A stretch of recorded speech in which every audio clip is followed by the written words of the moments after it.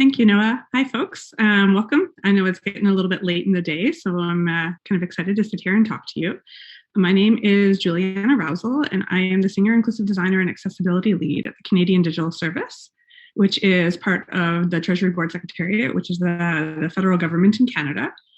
And over the next 40 minutes, I'm going to go through how you might, as designers, researchers, developers, and product managers who are working in multidisciplinary teams, approach accessibility in an agile way. And that's something that we had to do in an emergent crisis in Canada during the start of the pandemic with the creation of the COVID Alert app and trying to ensure that we were making it accessible and inclusive from the start. And we went and had this launched in less than 45 days. So I'm excited to delve into a bit of the behind the scenes and some of the key considerations we took in order to try to make it as accessible and inclusive as an end-to-end service. So let's get started. So government services should be simple to use for everyone. And that becomes part of what the mandate is for the Canadian Digital Service, is about serving people better. And we do that through dedicated teams of people who are working towards the different levels of government to respond to needs. And so everybody has the potential to craft an inclusive experience when they talk to the people who operate and use the services.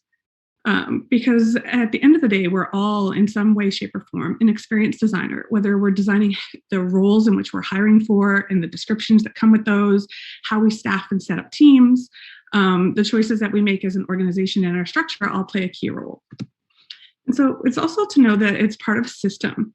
And so the main outcome was to help reduce the spread of COVID-19 across the nation by creating a thoughtful, privacy-preserving exposure notification service that addresses as many barriers to adoption as possible. Because as the pandemic started to roll out, we got into June, and the Government of Canada announced that it was going to create a nationwide exposure notification app to respond to COVID-19 efforts. And so we actually got started with a open source repository that was created by Shopify and originally called COVID Shield, as well as the Apple Google framework that was released onto phones. And so I want to kind of take a step back for 1 second and look at what is it that we're here to talk about. Because there's a lot of considerations on what is exposure notification, and it's not something that was around a year ago or 5 years ago. So technology didn't exist that was being utilized in this way. So there was a lot of concern about that. So I want to start with what isn't COVID Alert. So it is not actually contact tracing. So it's important to note that it values people's privacy and that it was built with strong privacy considerations and went through a lot of security iteration as part of its way of how we would look at servicing people. And we needed to ensure that it was a reliable and consistent experience that was honest with people. And that's also why it's voluntary. So you can download the app, you can delete the app, you can disable Bluetooth, which effectively makes the app not work. And it gives people a lot of choice and inherently what they want to do when they're using it. And so when we're talking about moving in a very quick manner to respond to a public health crisis, launching something that you haven't started before in less than 45 days can seem like a big deal with a lot of constraints and a lot of pressures. So there's a lot of things that you might need to consider. And on the screen, there's 2 screens from the COVID Alert app. And that's the very first screen, which enables you to select the language, because in Canada, we're a multilingual country where English and French are recognized official languages. And it's the first screen once you've set up the app to let you know that you're all set. And so there's a lot of routes that we could choose. There's a lot of paths that you can go down. And so we needed to pick some things that would initially guide how the service was going to work. So it needed to work well, but it also needed to be able to be used by as many people as possible. And so that meant the service had to have some pillars that it was going to consider every step of the way and guide all the decisions. And so essentially what happens here is that we needed a service that was going to detect and know that if you had been around someone with COVID-19 that you were going to get a notification. It needed to guide you so that the service must direct the person to the next appropriate action. What's the thing that their province is asking them to do? Because each province's health ministry is actually governed a little bit differently. And so the requirements were different based on the seriousness of the outbreaks in their province. And then there was also availability. It must be available for as many people as possible. And so one of the early things that happened with the Google Apple framework is that it only worked on cell phones that were less than 5 years old and only went back to the iPhone 6S. And that actually effectively left it 20% of the cell phone carrying population in Canada.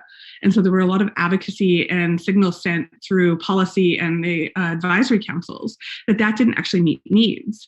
And within 6 weeks, Apple and Google actually released an update to how that technology worked. And now it works back to phones that are 7 years old and back as far as an iPhone 5, which covers 96% of cell phone users in Canada. Then we also had the pillars that were really going to guide every decision we made, which were accessibility, that it needs to be usable by as many people as possible, that we had to have awareness. People needed to know it existed and how they could help, how it would help them in their communities. And people needed to know how it worked. They had to be able to understand it, and they needed to know where to go if they didn't understand. And there had to be trust. People had to be confident that the app was going to be private, secure, and work with their best interest in mind. And so there's a lot of considerations that come into that when you're looking at having more than 50 federal partners, 60 provincial partners, and more than 9 provinces and territories onboarded to a single app. So there's a whole lot of coordination and communication that happens there. And so we've relied on having processes and procedures documented, like how to approve a design change or how to hand off a research insight to a design iteration to a developer implementation, and then re-verify and validate that that actually worked and it met a need. And so we also needed to recognize where we were in the system. How are we going to design intentional inclusion if we didn't know where we sat and how many other factors were there? And there's a diagram on the screen here that represents like the solar system, but it has things like public health, people in Canada, healthcare workers, businesses, vaccinations, the Apple Google framework, lockdown, new policies and procedures, things like PPE. So COVID alert is just a small piece of that whole system and how it responds. But if there's a lack of PPE, there's a significant increase in the need for COVID alert because people need to be aware when to modify their behavior. Or if an advisory council is changing a piece, pushing for advocacy to change a piece of technology, that then we can adapt to that. So we need to look at the connections in the system. What are the emergent needs? What are the support structures? And what are the new rules? And so we went from having 0 users to 6 million users within the first 90 days of launching the app. And so that meant there was a lot of diversity in the needs of people. And so we had to set up the products and services to respond well to those needs. When we started with design research, so we grounded everything in insight. We did usability testing, user interviews, and research that looked at whether or not something was actually going to address a need and how people were going to be able to use it. We designed intentionally inclusive designs where we considered content, the interactions, the visual experience, as well as the service itself. And with development, it's centered around the security, reliability, privacy, and accessibility of the app. But also we had policy to send signals and signifiers around the affordances and enablers of inclusive governance. And then we also needed to make sure that we had proper support and outreach. So the awareness efforts, the storytelling, but also support activities, because there's nothing worse than releasing something into the wild, expecting people to actually utilize it. It's responding to a healthcare need, and then not actually having the support to make sure that it will work well. So it's a multi-service product ecosystem. So it's built in both of Canada's official languages, and it was done that way every step of the way. As content was written in English, it was written in French, and then adapted to make sure that we were saying the same things. And there was 5 teams that were set up working in tandem. So there was a mobile app team, a healthcare portal team, a server team, a partnerships team, and a support team. So that meant there was a lot of humans that are working on how this works and a lot of considerations to go back and forth to make sure we're doing things with intention, that we want to make sure that the partnerships are on the same, we're aligned, we're actually going for the same goals, that we're looking to meet the same healthcare needs, that we're able to respond and use the service in a way that makes sense. There was also the need for looking at an international collaboration, because as this was happening, we were some of the first in the world. Like right now, I think there's more than 100 COVID alert apps globally, or COVID-related exposure notification apps. But we needed to leverage the international community to help us uncover issues together and learn from each other, as we were all in different phases of development, testing, and usage needs within our respective countries. So we worked with volunteers from the Linux Public Health Foundation, and there are many countries that are part of that. But we also started with Germany and Italy, who were some of the first to go to market. And we looked at their GitHub repos, their policy needs, considerations that they thought about. We also did the same with Ireland. We've had a lot of collaboration and participation with the UK. And the Netherlands, the UK, and Canada presented together their COVID alert apps and like how they were responding to COVID needs, and basically being able to leverage each other's experiences. The US, we shared insights on how to set up the API for doing the one-time keys that are provided by healthcare workers to somebody who's tested positive, and how do they set that up in different states. And with Australia and New Zealand, we exchanged some of that information. And over the end of the summer, Mongolia forked our repo to start working on their own. And so a lot of this comes from conducting research with real users. And so on the screen right now, I have an example of one of the phases of our research insights. And so our team really took the time to look at the facets that make someone whole. In this particular instance, we had 5 participants. 1 was French, 1 was bilingual, and 3 were Anglophone or English speakers. And there was a good mixture of ages and occupations. And what we wanted to know here was, did the participant understand what an exposure notification was? And then we had observations and evidence that enabled us to make decisions around the app. And we also created a service blueprint. And the point for this was to be able to know what the awareness level was, what the actions were there knowledge gaps, who were the owners, who were monitoring the things, did we test it, to look at whether or not we were responding to the emotional, physical, and technical needs of people. And we asked what the health and well-being and measurable outcomes of the work would look like in terms of impact. And this means that we were able to come up with some overarching insights that really guide how we're going to move forward. We needed to be flexible for provinces because every province was set up differently and their needs were different. We needed to minimize the burden on the healthcare workers who were already taxed. So it had to fit in their existing systems. And we had to have consistent experience for the app users. And so that meant we were going to rely heavily on being able to work well together. And so we used some tools to help us along the way. And one of those tools was GitHub, where we were able to work completely in the open. We had people responding before the app was ever released, trying to compile it, build it, and respond to things that might be bugs or issues. But we were able to increase the visibility of accessibility-related issues. We were able to tag the priority level. We were able to say whether or not it came from somebody who was doing testing, in order to make sure that we knew all the time where we stood, so that we can do this in a continuous and iterative way. And we also used Figma's design software to help us work collaboratively.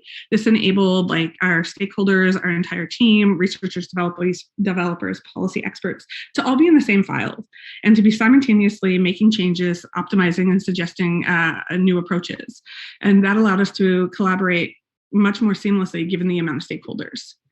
And we also used something like Trello, which was enabling us to keep track of the work we had in our backlog, being able to tag people to cards, and detailing the tasks and checklists that might need to happen. And so we would have the goals for a sprint, we would have the tasks that we were working on, what was being done right now, what was being reviewed and maybe why, and what was done and was able to be moved off to outside of that sprint to be validated. It also meant that we did a lot of meetings together. And they were impromptu, but we also had guiding rituals as part of our product work. And that meant that we worked in 2-week sprints and we did retrospectives, and they became important for us to discuss what was going on and, more importantly, where we could improve. Those enabled us to see blockers really quickly and to respond to those needs so that we were not stuck in a position where we had an unknown problem. And that enabled a lot more clarity for people to move forward.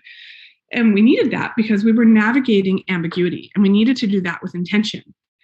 So for designers, I believe that ambiguity means that we're able to hold opposing and different thoughts in tension. And that means that we might not have all the answers right now, and we're going to have to make decisions, and we have to root them and ground them in something important that guides us. So we have to be prepared for the challenges that exist and the constraints in only knowing what we know right now.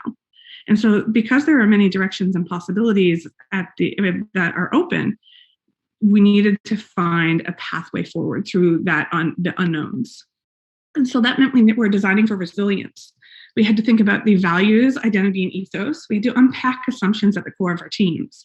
We had to identify how those assumptions embedded in our common practices and explicitly realign on those assumptions.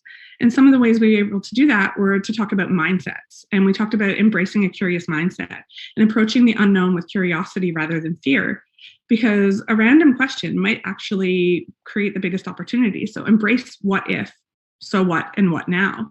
Consider multiple perspectives. Consider people, teams, co-workers, stakeholders, and the people who are using your service, because inclusive design demands that we use diversity to challenge what is possible, that we shift our perspective, and that we prompt and experiment, because the road to success and change is paved with those small experiments. And recognizing that struggle and embracing the ambiguity allows us to continually move forward when we don't necessarily know where something is going to lead. And that means that we're aiming to break the cycle of exclusion with intentional inclusion. And by uncovering patterns and parallels, we can inject shared intentionality into the design process. On this screen, I've actually shared a graphic that is an adaptation from Kat Holmes' book, Mismatched, around the cycles of exclusion and how you recognize them. So it talks about things like when we make something, why we make it, who makes it, how it's made, and what we make, and who's going to use it. But I've also added a lens of foresight here in terms of that whole aspect of so what? How does this affect us? How does this change the future of what we're doing? Have we learned, turned an insight into a new opportunity? And what will we do differently now that we know what we know? So there are a few ways that we were able to achieve this together. And that was to get uncomfortable with not knowing everything, identifying pain points and how we might address them in our workflows and the ways that we worked, and to reduce the problem space by focusing and activating goals forward. And so we have a lot of opportunities. We have as many opportunities as we allow ourselves to get better at intentional and be more intentional about accessibility and inclusivity. We don't have to do it all today or tomorrow. And it's okay that we might make a mistake along the way and fail. What we do afterwards is critical to the culture change and the outcomes for people. And so aim to ask powerful questions, provoke your thinking. What is important about that for you? Shift your perspective. How might this look from our user's perspective? Check your assumptions. What assumptions are we making? Challenge your beliefs. How else could this situation be interpreted? And then take stock of what we know now and lead with curiosity to aim to uncover what's missing. There's a really great graphic from the Stanford School of Design on how you navigate that ambiguity. And it's about learning from others, to experiment rapidly, to synthesize the information, to communicate deliberately, because that will allow you to move between concrete and abstract. And then when you are able to build and craft intentionally, you're basically designing design work. So you need intentionality prompts. You need to have notice and reflection. You need to be able to identify and share back and hold space to do that work and to process that so that you're balancing quick actions with thoughtful reflection. So I've basically taken a design process here and that has their traditional prototype, ideate, and define, but I've changed to emphasize to understand, because we can't always empathize with someone's situation. We don't know what it's like to be them. So disability simulation or hoping that we're going to understand all the situations that someone's in isn't really true, but we can aim to understand. And we can understand by knowing the power, the mental models, the context, the partnerships, the intention, and the identity. Because we might be looking at people who are aging, people who are using mobile devices, people who are under a lot of stress, people who are using older technology, people whose primary language might not be English. And then you have people who are maybe neurodivergent, who are deaf or hard of hearing, low vision or blind, have episodic disability. Maybe they have low digital literacy or low bandwidth, or they're experiencing a mental health condition. So there's a lot of things that come into the consideration of the decisions we make. And so we need to make it a safe space for people to give feedback. And by being flexible on when, how, and whom people give feedback to enables the trust and willingness of engagement within the team. And so in those retros that I talked about that we did as a retrospective, as part of the product rituals, we would use things like Slack and send direct messages to people, asking them whether or not, and getting a bit of a pulse check on if they felt that they were in a safe space, if they felt that they could share most of their thoughts or only some of them or none. And if they had a word or a phrase that they could indicate that shared their experience of how the week has gone or how the retro was or whether or not they were heard. And we give multiple ways from which people could give that feedback. So they could use an anonymous Google form where we did not collect email addresses. They could DM on Slack. We might set up a video call, or we also asked how people wanted to give feedback and enabled them to have someone else to give that feedback to if they weren't comfortable to give it to the person that they needed to talk to. And that's the core of how we work together. And then we get to things like, how do we then actually facilitate the work? What is in a backlog? What is it? And so a product backlog is the list of new features, changes, or existing features, bug fixes, infrastructure changes, or other activities that a team may need to deliver for a specific outcome. And so they need to understand that they're flexible and ever-changing. It's needs-based, and it's defined by priority level and not timelines. If it's not in the backlog, it's not going to be worked on because we need to have clear alignment on what we're working on. So what sources inform that backlog? Well, in this case, public health needs and guidance, support and feedback channels, user research findings and insights, Apple and Google's updates, and the technical and design open source channels. And then we have to look at, how do we prioritize a backlog like that? Well, is it a public health priority? Do we have proof that a user needs this, or are we solving the right problem? How urgent is it that we fix it? And is this creating debt? Are we going to keep the product running smoothly, or is this going to cause a problem? So that we can understand the hierarchy of that feature development in terms of the core functionality and scale. And so in summary, that part means that we have guiding principles, plus the sources for that information, plus prioritization equals a backlog. How often do we do that? Every single day. And one of the reasons for that is that the goal was to make it accessible for everyone. And sometimes people ask, well, why do you need to make it accessible for everyone? And well, in Canada, it's a pretty diverse country. 22% of people self-identify as having a disability, 23% identify as being from a visible minority, and more than 2% of the population don't speak English or French. So service design becomes inherently qualitative and intersects with inclusion across the touch points, the channels, and the actors. It's important to frame and understand the system to find points of intervention by exploring that space of possibilities. An example of this is after we released the app, we actually updated it with exposure windows because we now had new information from epidemiologists, and we could say, okay, you've been exposed at this date or this proximity of dates, and this is how long your exposure would be, so that it didn't run for like 2 or 3 weeks telling people that you've been exposed. Or if you tested and tested negative, that you could put in a negative test date. And so this came out of some of the research insights and the fact that we were using a continuous and iterative approach to accessibility and inclusive design. So right at the onset, we created an accessibility plan. We started doing what we coined as an inclusive design review. We did more than 7 of them in the 45 days before launch, and 2 after the launch. And then we realized that because the team was working so closely together, they actually had started to address content inclusion decisions, service inclusion decisions, interaction inclusion decisions, without having to have it be a separate thing. It became part of how the team operated. More than 70 accessibility issues were fixed before launching the app, and more than 20 have been identified and fixed after the launch. There are currently less than 5 accessibility issues open in the GitHub repo, and we do manual and automated testing as we ship and deploy new things, as well as it's being built. And so that continuous testing of features and functionality help us recognize that this is a team sport. It's not all on developers, it's not all on designers, it's not all on researchers, it's the whole collective of a team working towards that goal. And some of the things that enabled us to do that is to develop accessibility triage tactics, because it increased the visibility of decisions that were being made. And the issues were tagged in GitHub repos using the labels to support that visibility and scope. But it also enabled and empowered people to say, I have a problem here, this thing needs to be fixed. And that enabled us to get prioritization and to not have that become something that fell off or got pushed to a parking lot and not actually achieved.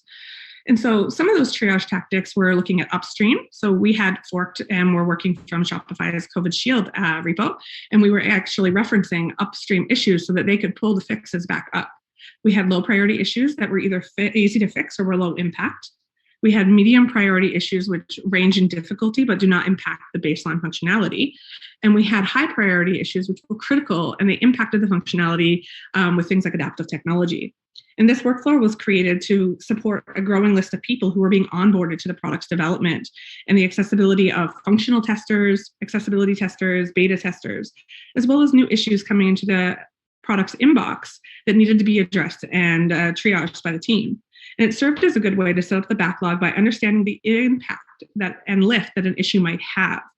And it kept accessibility visible at stand-up every day. It supported more conscious decision-making in terms of the priorities for the team, but it also identified where we might need more resources and better support structures. And it also led to some big wins and firsts for government. So we actually have a public accessibility statement and a full public accessibility repo report, a completely open issue queue in GitHub, and a service design lens was applied to the journey with dedicated accessibility touchpoints. And our beta testing included more than 6,000 users, some who self-identified as having a disability. And so we wanted to make sure that an accessible service would include all of its touch points. So when you now call Service Canada, there is a TTY number to call through Service Canada. It comes over to CDS, or the Canadian Digital Service, if it's something that we need to respond to. There's an email that you can use. There's a GitHub repo with open feedback channels. So there's a lot of different ways in which somebody can engage, and it becomes very multimodal. And because we were working in those multidisciplinary teams, we needed to make sure that we were also looking at inclusive governance. And what is inclusive governance? It's actually essential to long-term sustainability, because governance is only inclusive when the efficacy is measured on how well it engages all the people using a thing.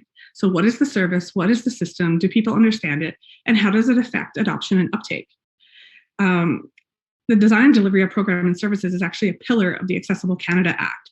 And there is a need for different approaches with different demographics. And the Apple and Google framework implications mean that sometimes we're more reactive instead of proactive, because a framework changes how it works with a device. And so priority is determined and guided by research and healthcare needs. It also enables us to respond in an agile and accessible way to fix, build, implement, repeat, and make things sustainable in terms of the core functionality and future scalability for accessible outcomes.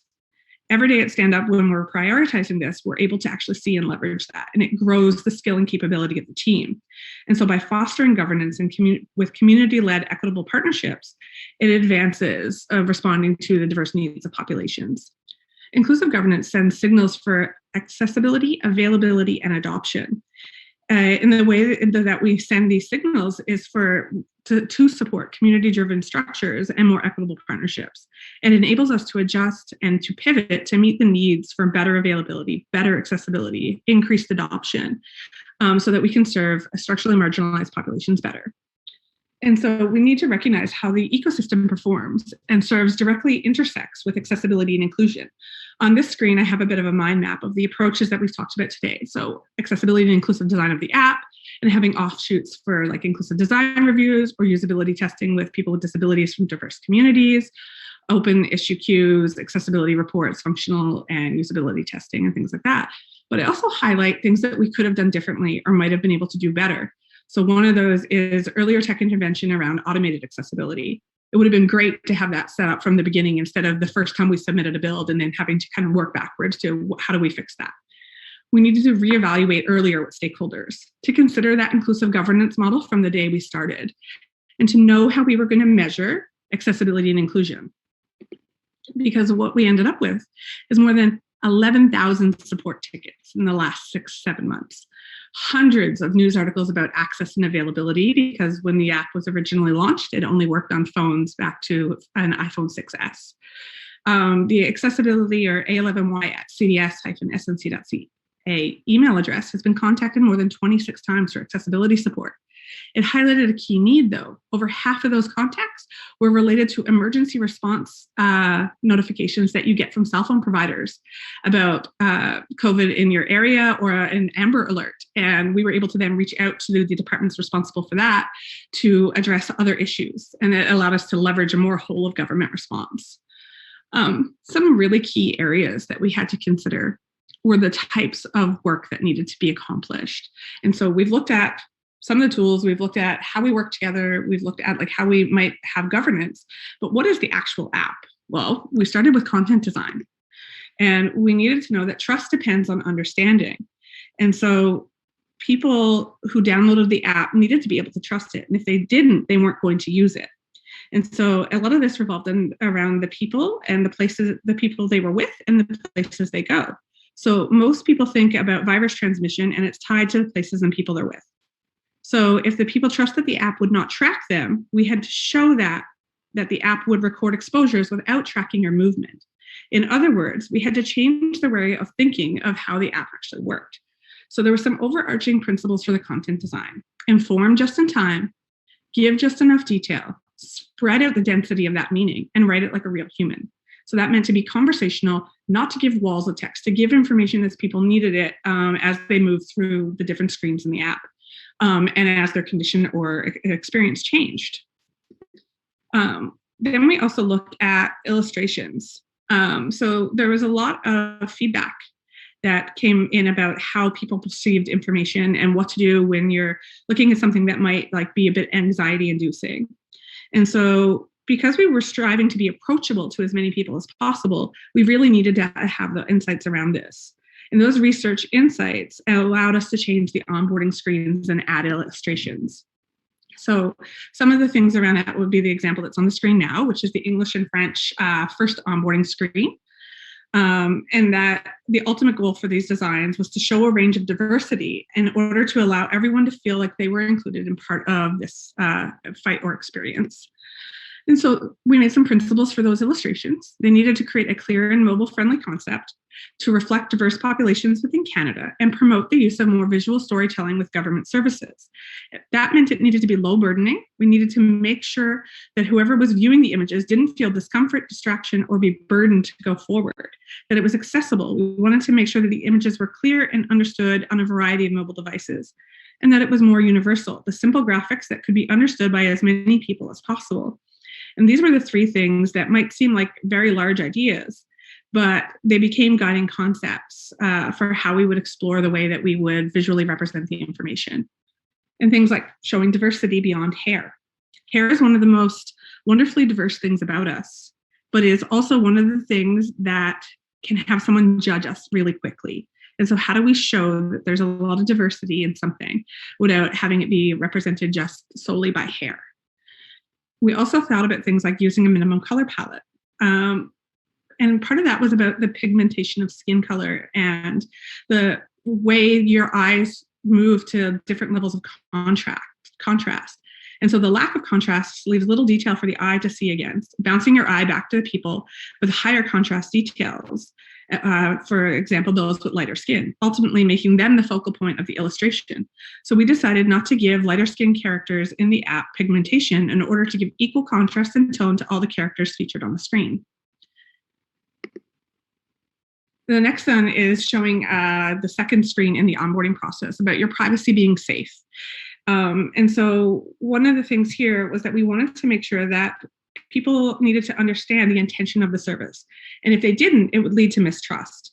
So while people may rely on the government services, the consequences of not understanding and following the rules of a service transaction can lead to negative consequences and prevent them or us from meeting our goals. So it became important to be able to illustrate that in a way that resonated with people. And so then that moves into interaction design. How do people move through the flows of what we're presenting? What is the experience when they go from one thing to another, and how are they interacting with it? And so when you open your phone to look at something like COVID alert, there's always a moment of anxiety or anticipation. Receiving exposure notification is not going to be a pleasant experience, and there's no real way around that. So ultimately, the right thing to do as designer is to be as gentle and supportive as possible and guide people through the experience that they're going through in this pandemic. This is why, in addition to giving out one-time keys, we also created a phonetic alphabet that excluded words like whiskey and instead used Wi-Fi because there were connotations to the words. We wanted to have an inclusive and universal story. And so the visuals were designed in the app needed to reflect those core principles. So the main screen actually contains, all the screens, including the main screen, contain a series of symbols that use the hand as a representation. And in this case, the you have no new exposures or you're all set is a thumbs up because there is no cause for concern, that you have the agency and autonomy to gather more comfort from what you're seeing versus like something that might be a little bit more scary or alarming. And so when we use that, we wanted to make sure that the first motivation was to help the human rather than the machine. And instead of helping the machine communicate its status to the human, we decided that the symbols will be based on the hand to try to help them understand the human context. So as intelligent, mighty, or complex the exposure notification system or framework might be, what matters is how do we translate this information into human language? And so when the machine has nothing to report, a thumbs up tells us that everything is going well. But when the machine has something to communicate, like a potential exposure, there's a small stop sign with a hand up to seek guidance. The only deviation from that in the app is when we needed to have a role reversal and there was something wrong with the machine and the human needs to intervene with it. So in this case, if you've turned Bluetooth off, you have like your airplane setting on your phone or something like that, you'll actually get a round circle with an exclamation point that's red, indicating that there's something that needs to happen in order for the application to work. And this particular screen goes through some of the flows of the various screens that were created. And the idea is that COVID Alert is there to guide people through COVID-19 as a collective, but most importantly, as individual human beings with feelings during a pandemic.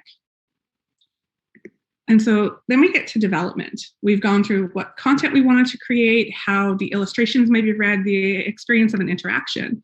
But when we got to development, we were late before we started. But we needed to make sure we had the space to do things right. iOS 13.5 included a framework, and people already thought they had the app in Canada because Apple and Google had pushed that to their phones. But it wasn't the actual app. It was the framework that enabled apps to work. There was a lot of media coverage talking about delays. So there was a significant amount of pressure that we have something and that we respond to needs. And there was a lot of work to do. The proof of concept on how we might do this worked, so we needed to be able to move forward. But unraveling someone else's work is always a big task. And so we needed to be able to do that in a way that was meaningful. So we coded in the open. We want to thank other countries who were also in the open that enabled us to stumble together. And people can fact check our claims when it's in the open. Outside contributors were able to help us. And we were in the eye of the public. There was a diary of everything, good or bad, and it takes a lot to work this way. So when we tested the app, we built our app on the foundation of COVID Shield. And so that meant that there was already a series of volunteers that were supporting in the development of it. We had beta testers who turned into advocates. Testing time turned from days to minutes. And accessibility testing across devices, including QA processes, became second nature. Manual testing still haunts us because it became one of those things where in Android devices, it worked across a variety of different OS installs. And that meant the experiences were different. The technology available on the device was different, and we had to work with that. And so we wanted to think in outcomes and impact, ensure that everyone is aligned onto your goals and values from the start. Understand the impact of your actions and carry the weight together. Standing up a service of this size means that you're going to need to bring people up to speed along the journey. So make room for them. You kind of have to move at the speed of each of the members of the team and let research and healthcare needs steer the product. And by setting a North Star, which was the goal to make it accessible for everyone, we were able to continue to strive for that step every step of the way and bringing other folks into that way of working. Because working in the open takes practice. Open source on its own doesn't grant you automatic trust. You also need a strategy. Getting your organization used to working in the open, you don't want to practice this when it's a very large scale or very public project. Be as timely as possible when responding to issues and set priorities. Sharing code plus issues helps everyone. We've been able to look at other repos and discover common problems and bugs, and it helps us to improve the functionality and accessibility of the app. So what's next? Well, we're starting to look at how we do this in terms of product planning and accessibility and inclusive design product workflows. And it sparked a lot of interest on how teams might work together. So now we're looking at creating tools to help enable teams to scale and grow. And the screen that's up right now is actually one of the outputs, which is currently in a mural board that talks about what are your product's accessibility goals? How are we going to measure success? Who will participate on the team? What are we missing? What are the potential obstacles? Do we know the cost? And what do we have right now? But it also lists tools and resources that teams can go and use, like AxeCore, Cypress, pAlley, and Puppeteer, or that they might need to make sure that they're doing automated testing, that they have looked at it with adaptive technology, that they have had manual testing, and that they've done usability testing that included people with disabilities, that they did cross-browser testing. Did you test in Chrome, Firefox, Microsoft Edge? What about Mac users? Did you look at it in Safari? Did we check things for manual testing like keyboard or the reading order, or if the alt text fits the content? And then create cadence and indicators that fit to your roadmap or your product's mission and goals. And that enables you to kind of move through that. So I'm going to share this separately afterwards in two outputs. So one will be in Mural and one is in as a Google Doc that actually breaks out these pieces so that they're in an accessible format for people to be able to read them more closely. So what we want to learn now is how to improve access to COVID Alert. So we're still doing ongoing research. So if anybody wants to reach out, they absolutely can do that. We're trying to still learn about experiences with connectivity and limitations and issues, bandwidth limitations, access to technology like phones and computers, how it intervenes or intersects with healthcare and healthcare resources, concerns with using the app or anything else. So we would love to hear from anybody about things like that. And if you want to learn more about our process and our work, you can check us out at https://digital.canada.ca. And I am more than happy to take questions.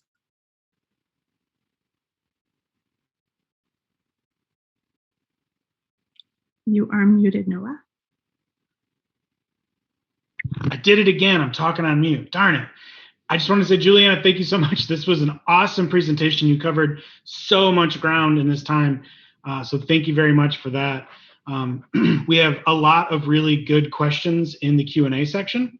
So I'm going to go ahead and fire some of those off, if that's all right with you. Absolutely.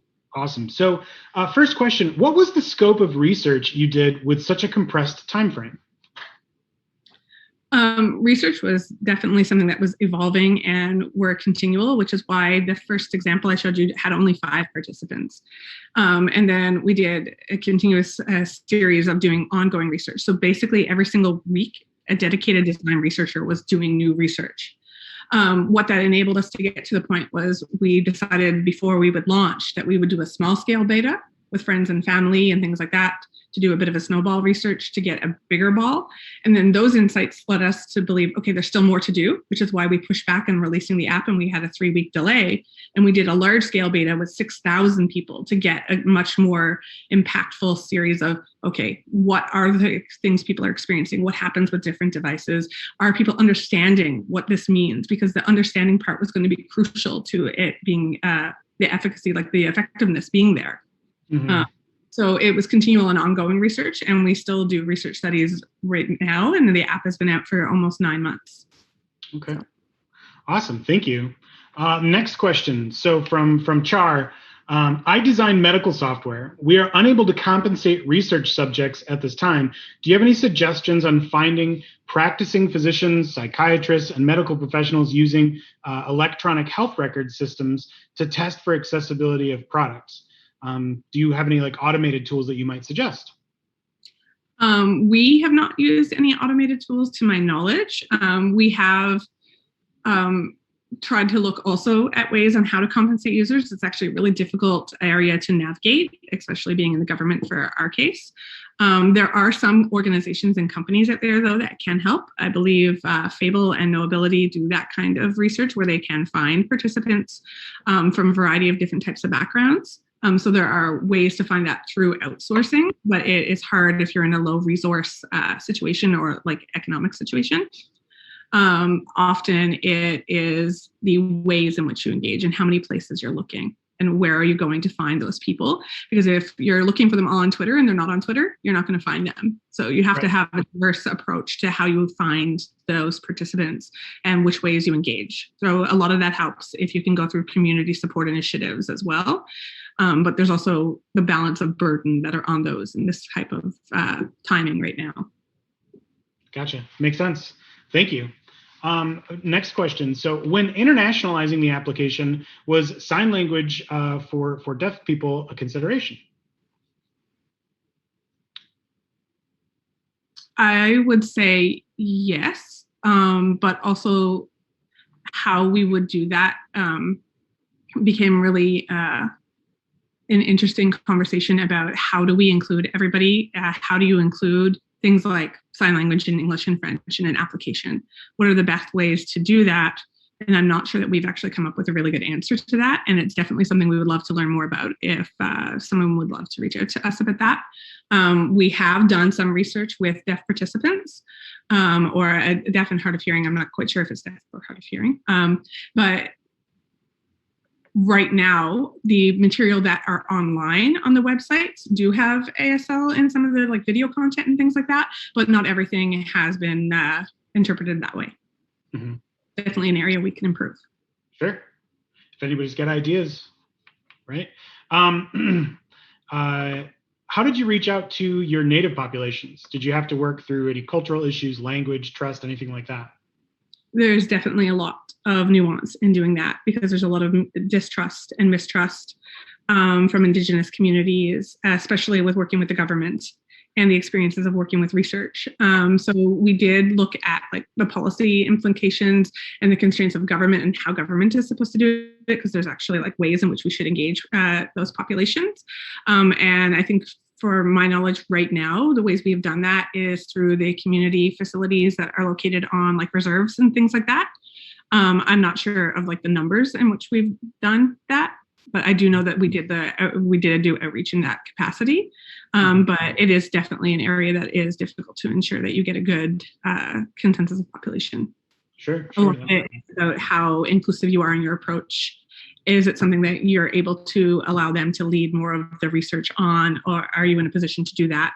And in this case, because we were responding really quickly to critical needs, it was something that happened, but didn't happen as frequently as maybe it should.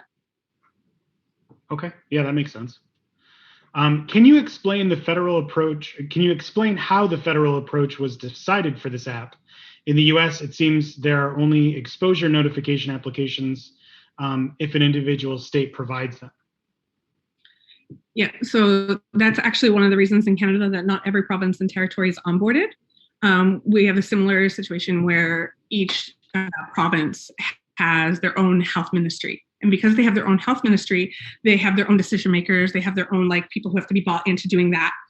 So the federal government decided that they wanted to do it. And we started with launching with just one province. We launched with Ontario on July 31st. And then we added Quebec. Then we added Newfoundland, Nova Scotia, Manitoba, and like continued that way until we had 9 provinces and 1 territory. Right. And so there's still 2 provinces that have not onboarded with the app. So the people in those provinces can't use it well in where they are living. But if they have it and someone from, say, Toronto flies to Vancouver and the person from Toronto was later diagnosed, they will get an exposure notification if they have it. The one gap is that the one-time key, or the thing that lets other people know that they were exposed, is given through the health ministry. And so it's a call, yep, you've tested positive, here's your key to put into the phone, into the app, so that you can say, I've tested positive. So that there's a layer of security and an intentionality there. So which is also why we have the healthcare portal, where some provinces are using that because they don't have an online system that enables that. Others are using an API and only grabbing from the server. And so we had to respond to a bunch of divergent needs. And in the States, because each state is kind of operating similar, and even almost in some counties, it's really difficult to kind of mirror that approach. Interesting. Okay. Yeah. Lots of nuance there. This is probably our last question. So, thank you to everybody for all the questions, and thank you, Julianna, for your time. I see that the application is built with React Native as opposed to purely native mobile code. Did the team face any challenges with this, like accessibility issues being present on one platform but not the other? Because we were taking a repo that already existed from somebody, we kind of had a bit of that dictated for us because some of the work was already done. And because in the development side, we were already kind of behind the curve and needing to go, we kind of had to go with that right away. But it became really important and highlighted really quickly when we started looking at it with adaptive technology and things, that there were problems. And so we spent that 6 weeks, those 45 days, with 4 testers from Health Canada who continuously were testing new iterations, new commits to the repos, new builds of the app that were being shared out on Android and iPhone to test. We were even doing it with simulating through like browser stack and things at some points, because there were problems with like focus states and being able to read content that was underneath when like a menu was expanded. So there was definitely a bit of a balance to strike there, and it became really important for that continuous accessibility. If we had done it at the end, we would have been totally in a not great spot. Gotcha. Okay. Awesome. Well, thank you again, Julianna. We are at our 50-minute mark, so I'm going to just say thanks to everybody involved and enjoy the rest of your AXCon. And thank you so much for spending this time with us. Thank you, Noah, and thank you, Holly, for the wonderful sign language interpretation. Yeah. Thank you, Holly.